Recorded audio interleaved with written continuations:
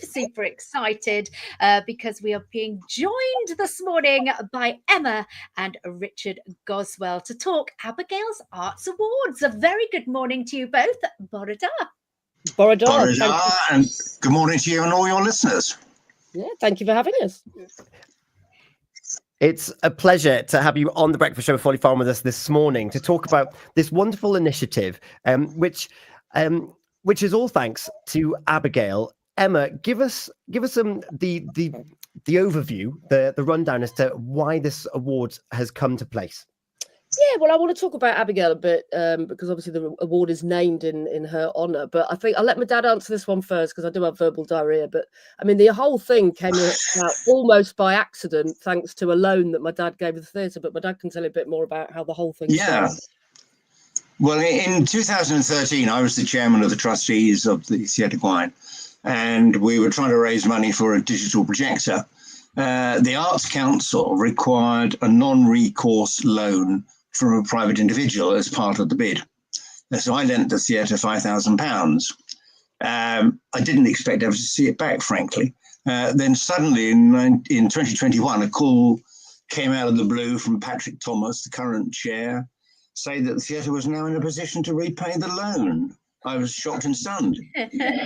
But Patrick suggested that I might like to use the money to remember Abigail, who had died the year previously. Abigail's Arts Award was therefore born. He suggested a bursary. I rang Emma, and she wanted to add a further £5,000 to the bursary. So we were able to set up a fund to facilitate 2 grants of £500 for 10 years. And that's how it all started.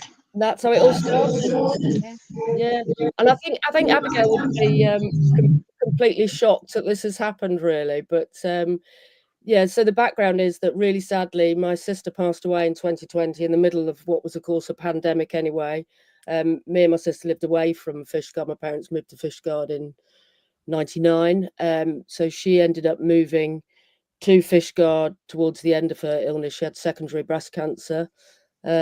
I ended up quitting my job and moving to Fishguard. So in 2020, we all lived together as a family until my sister sadly passed away from secondary breast cancer, sort of in October that year. And then it was once she passed away and I'd inherited some of her money that I thought, well, Abigail would love this to go towards, an even bigger arts award. I mean, she was someone, I wouldn't say she never did arts as a profession. She worked in HR, but she loved going to the cinema. She loved going to gigs and festivals and really appreciated the arts. So I think the fact that she has this award in her name, I think she'd be gobsmacked by. But I love the fact that we can honour her and remember her. We remember her all the time anyway. It would have been her 52nd birthday on Saturday.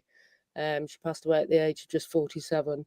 So, and I think she'll be annoyed if I don't use this opportunity on the wireless to tell everyone her mantra, which was, don't forget, feel your boobs and bits, because we all know that early detection is so important in preventing all different types of cancers. So if you get a chance, learn how to check your boobs and bits properly. And if you haven't had your shower yet, you can do it in your shower this morning. You've penned a wonderful blog post on the Theatre Gwyn website, and the title is Sun Worshipper, Cake Eater, Sea Dipper, and Love Giver. She sounds like she was someone that just embraced life. Yeah, do you know what? Funny enough, I have got this right next to me. She sent me this postcard while we were in the middle of the pandemic, actually. And it says on the front, some people see things that are and ask why. Some people dream of things that never were and ask why not.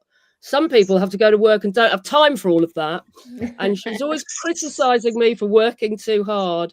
And she's written on the back, she's written, Dear SP, a sissy poo, which we used to call each other, keep dreaming and don't work too hard. And that was one of her mantras. Yeah, keep dreaming and never give up. So I think she'd really love this award and what it stands for. That, we're keeping young people in Pembrokeshire hopefully dreaming of a different future that they could have, working in the performing arts, which so many people dream of. And I think she would love that.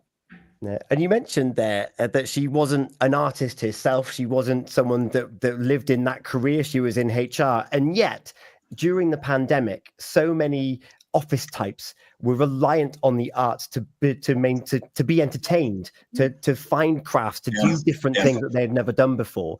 And I think that it isn't all about it isn't all about becoming a career professional in the arts, is it? I mean, there's so many therapeutic benefits, aren't there, to just doing anything that's mindful. Even, I mean, remember once she bought me one of those adult colouring in books, which is really, really therapeutic. A lot of people got into in the pandemic, didn't they? It's really, really therapeutic. But, you know, what's interesting is that, you know, we say the arts, and the arts are so broad, aren't they? And I think when we started, we envisaged that it might just be, you know, singer-songwriters. But actually what's happened we've been going, we've done our 5th year. And actually, we've had people from all areas of art. So we have had singer-songwriters, we have had musicians, very accomplished musicians, but we've also had actors. And this year we actually gave an award to a filmmaker as well. So someone that, you know, wasn't going to get up and perform a song or something on the day, but a real broad range of arts, because the arts is all encompassing, isn't it? And also this year we gave an award to a lady who's a harpist, but her biggest problem is logistics. Yeah. Because carting a full-size harp around the country, she says she has a little piece that she plays saying, "I wish I'd learned the flute." It's a major challenge carting a full-size harp around. So we gave her the award. She was absolutely brilliant. Yeah, look out for her. Eliza Bradbury, she's called. She's gone off to college in Leeds or somewhere. So she's going to be carting her harp around on public transport, or asking for vans, or, you know, you can't just get a normal taxi with a harp, basically. So some of the £500 that we've given her will go towards traffic, you know, travel and transport, real practical things that artists need to consider as well. We also changed the format. The first 2 years we had 9 applicants and then 10, and we had a set of judges who chose who the winners were. That was okay, but then we decided we would brave a live show. So the judges made a shortlist, and then we invited the shortlists to perform in the Theatre Gwyn, and then we would decide who was the winner. It was very successful, and the performers loved it, and so did the audience. It was a very successful show. So we've done that for 2 years now with live performances. And what we also do is bring last year's winners in to perform alongside the hopeful applicants. So that's been a very successful format, and we will continue with it. It sounds incredible, because you've got the fabulous stage of the Theatre Gwyn, and, you know, so many different types of performance that can come onto that stage and bring a brilliant show together. Yes, well, exactly. It adds a bit of jeopardy on the day, doesn't it? I mean, they can all send sort of polished videos that they've put on Instagram, but, you know, how good are they actually performing under pressure and in front of a live audience? Because if they want to do that for their career, then they've got to kind of prove that they can do it on the day. But which was interesting for the filmmaker, because obviously they're not going to be performing, but they showed a previous piece they'd made, and then they talked about it on stage. So, you know, there's always something that people can do. Even if we were to have someone that did watercolors, why not get them up on stage and get them to talk about it? And we'd really like to get more bums on seats in future years, because it is a really good show, and it's a celebration of local talent in Pembrokeshire, you know, and there is so much talent out there, you know, and these people, you know, some of them are going to go on to great things, and you could say you saw them first in Theatre Gwyn and Fishguard, you know. Yeah, you were there, and as you say, that's such a wide variety of different arts that are involved, and of course you're offering this £500 influx to help them and support them with their future endeavours. It's not a life-changing award, but it's something that will help them on their way. And in fact, we asked them to give us an update on their career. They're not very good at that, I'm afraid. Being performers and students, they've probably got other things that are more important. But we have had some very successful improvements in their careers, so we're absolutely delighted and thrilled that we've been able to push them further up their ladders.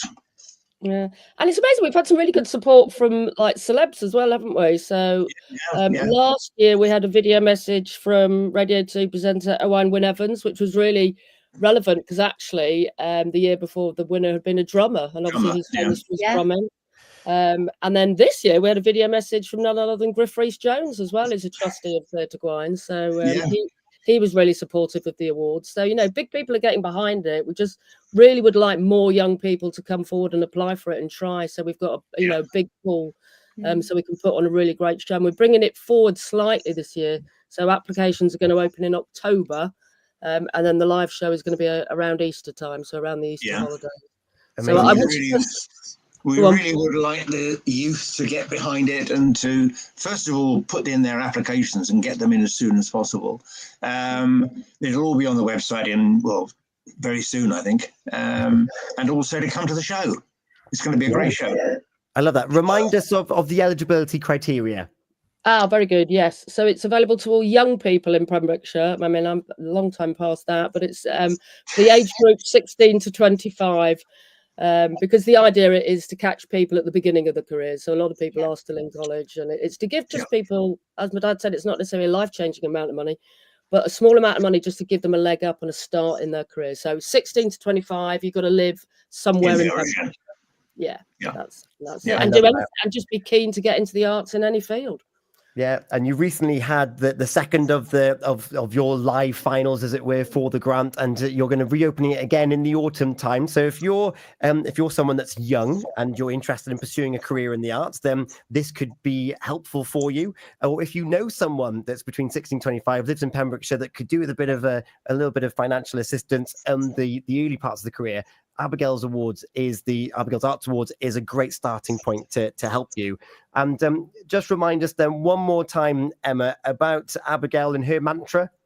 Of course. Thank you for asking this, because she would love this. She did a blog as well herself, just called Abigail's Blah, which was all about her cancer journey. She passed away from secondary breast cancer. Her mantra: feel your boobs and bits.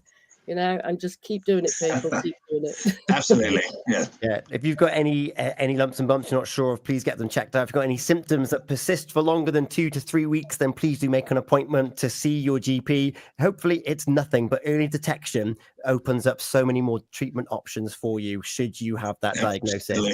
Absolutely. Richard and Emma, thank you so much for joining us. Emma, you've got great memories of watching videos of musicals and singing along, and we've got a song lined up to bring you back to your youth. Yes, well, I do remember watching this on a small black and white television in the early 80s, and we were so obsessed with this programme that we used to go around in leg warmers all the time, even if it was the height of summer and we were boiling hot, we were never going to go to a dance class. And I think this sums up the ethos of young people wanting to make it big and everyone know their name and make it in the arts. And that's why we were obsessed with the TV show Fame. So I think we're going to hear Irene Cara and Fame, aren't we? It's on the way next here on Pure Radio. Gina, any last thoughts from you? Just to say thank you so much for joining us this morning. It's been lovely to meet you, and I'm sure you're going to get lots and lots of people wanting to try and get hold of that £500. We've got so many brilliant performers here.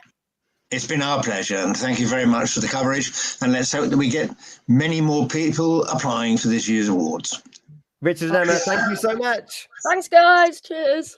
Thanks a lot. Bye-bye now. The Breakfast Show on Pure West Radio, sponsored by